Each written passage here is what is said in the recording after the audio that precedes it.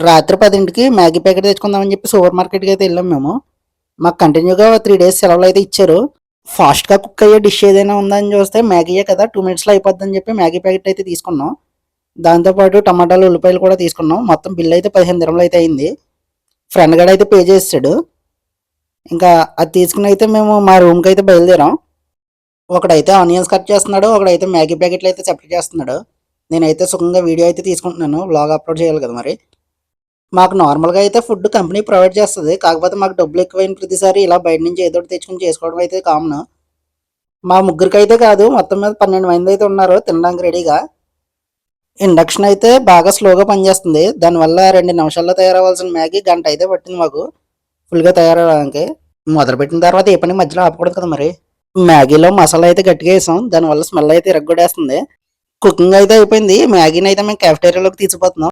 అందరూ తినడానికి వచ్చిన తర్వాత ప్లేట్‌లో షేరింగ్ అయితే చేసేసుకొని తినడం అయితే మొదలుపెట్టేసాం. చాలా బా వచ్చింది.